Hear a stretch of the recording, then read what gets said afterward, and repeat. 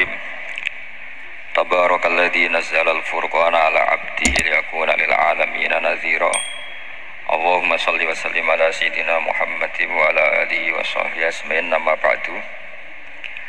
Yang sangat saya hormati Habib Hasan Toha Putra Al-Munawwar, Bapak Rektor, Bapak Direktur RSI,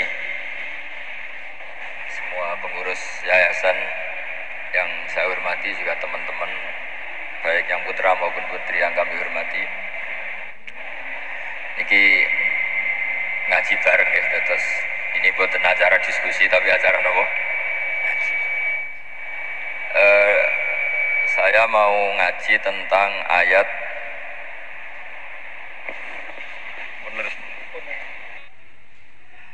Qul bi fadlillahi wa bi rahmatihi fa bidzalika falyafrahu. Ajarkan Muhammad atau katakan Muhammad pada umatmu, sebaiknya atau seharusnya mereka hanya gembira dengan melihat fadlnya Allah dan rahmatnya Allah. Ini harus kita pahami mulai dari konstruksi yang paling pokok, yaitu akidah. Dua ahwal, ahwal itu satu perilaku sosial. Tiga mutammimat, sesuatu yang tidak pokok tapi kita butuhkan dalam mengawal hidup ini. Saya beri contoh, orang itu sampai maksiat itu karena cari kesenangan. Misalnya baru penat itu, ingin seneng, ada orang yang macam-macam lah, ingin melihat maksiat, apa itu pornografi, apa nyabu, apa macam-macam.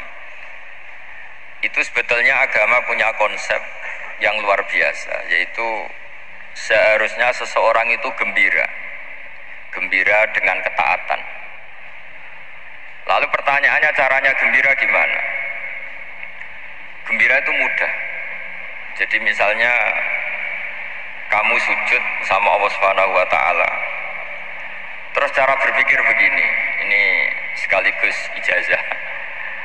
Cara berpikir begini, ya Allah, ini kata Sayyidina Ali, kafani izzan an akuna laka abdan wa kafani fakhron an takuna li robban. Ya Allah, betapa sialnya saya andaikan saya jadi budak dari makhluk yang sama. Misalnya sampean itu seorang kiai atau rektor atau doktor atau orang terpelajar, kemudian kamu jadi budak atau hamba dari makhluk yang setara, betapa hinanya saya. Maka kata Sayyidina Ali, ya Allah, saya ini cukup bahagia, cukup bangga karena jadi budak, jadi hamba dari zat yang super atau yang maha super. Gini kok Allah Subhanahu wa Ta'ala. Sehingga ada kebahagiaan yang luar biasa karena menjadi hambanya Allah Subhanahu wa Ta'ala. Setelah bangga dengan jadi hambanya Allah, maka kita akan malu. Malu misalnya, kok saya bahagia itu nunggu melihat pornografi, melihat maksiat. Itu terus menjadi malu. Kenapa saya bisa didikte oleh hal-hal seremeh itu? Ya, kita malu karena didikte oleh hal-hal yang seremeh itu. Karena kita didikte oleh nafsu. Jadi izzatun nafsi, satu harga diri seseorang itu harus dihidupkan untuk hanya tunduk kepada Allah Subhanahu wa Ta'ala. Sehingga Nabi itu melatih satu logika tarkul ma'asi.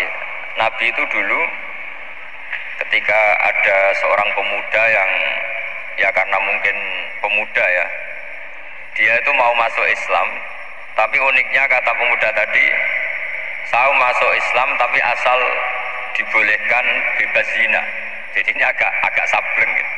Jadi mau masuk Islam syaratnya dibolehkan apa? Zina atau free sex gitu. Karena orangnya agak hiper. Itu Nabi tidak langsung mengancam dengan neraka, enggak. Ketika mau pamit gitu, semua sahabat melarang. Mah itu jangan, kamu jangan suan Nabi, itu permintaan yang enggak masuk akal. Setelah lama ditahan, terjadi kegaduhan di masjid. Nabi dengar itu ada apa itu?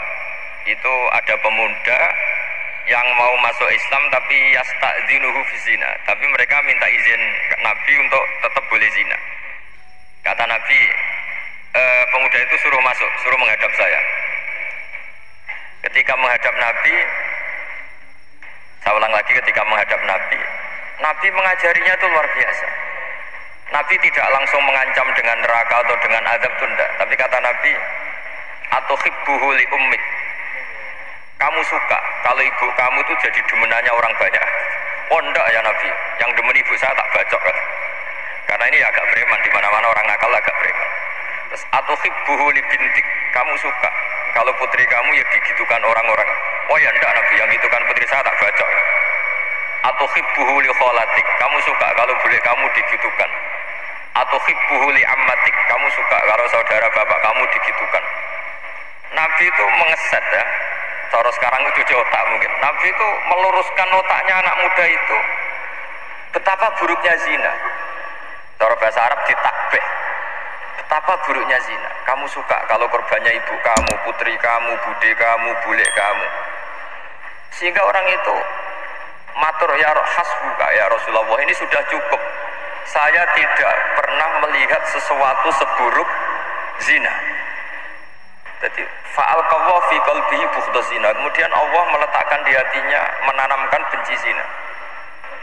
Sehingga akhirnya pemuda tadi menjadi iffah, menjadi menghindari zina.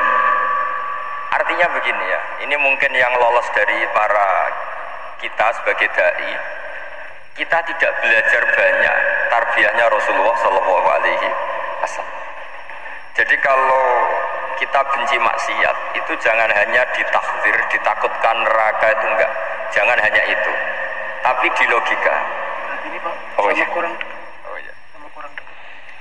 Jadi kalau kita menghindari maksiat itu selain karena takut azab, itu ada logika, ada rangkaian pikiran yang menjadikan kita anti satu perbuatan apa maksiat.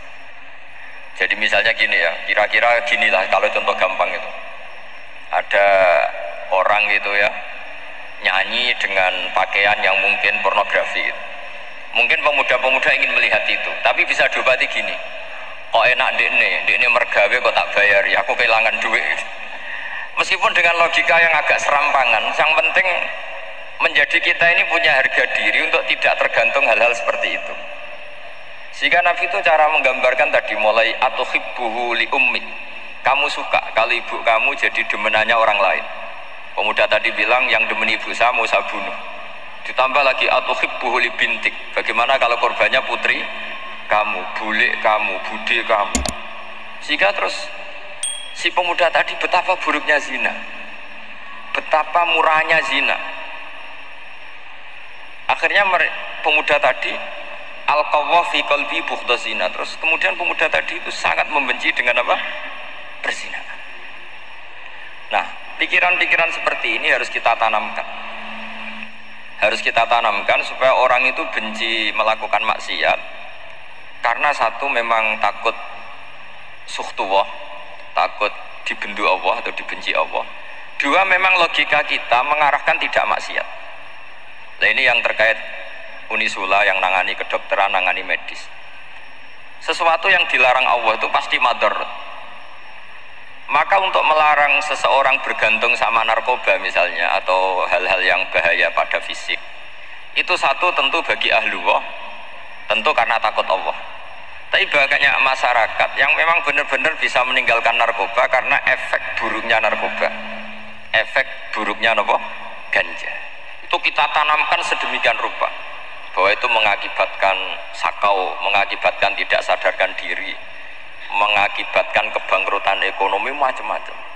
Sehingga mereka benar-benar benci sama yang namanya narkoba. Jadi di antara manhajul Quran itu kalau mentakbih, memburuk-burukkan maksiat itu mesti dikritik, innahu kana fahisyah, innahu kana fahisyata wa makta wa sa'a sabila, innahu kana fahisyata wa sa'a sabila, diulang beberapa kali. Sehingga dibutuhkan kecakapan untuk menganggap satu hal yang buruk itu fahsyah, sesuatu yang enggak rasional, sesuatu yang tidak positif, sesuatu yang pasti berdampak negatif. Sehingga kalau misalnya tadi dibacakan oleh qari, kuntum khaira ummatin ukhrijat linnasi ta'muruna bil ma'ruf wa tanhauna 'anil munkar. Untuk berhenti dari kemungkaran itu satu takbihun litil kal mungkar atau litil kal mungkarat, bahwa mungkarat itu kita cap, kita stigmasi bahwa itu buruk sekali. Seperti Nabi mengajarkan pemuda tadi, masa kamu suka ibu kamu digitukin lelaki lain, putri kamu, bulik kamu, bude kamu, sehingga orang ini pikirannya termindset betapa buruknya zina. Sama seperti kita sukses memindset betapa buruknya narkoba, betapa buruknya bahan-bahan terlarang. Begitu juga seterusnya, terus pengkhianat dan sebagainya. Tapi problem manusia adalah dia itu akan mencari kebahagiaan atau kesenangan sesaat. Maka caranya gimana? Keinginan senang lewat maksiat ini dilawan dengan nyaman dengan taat. Saya ulang lagi, nyaman dengan taat.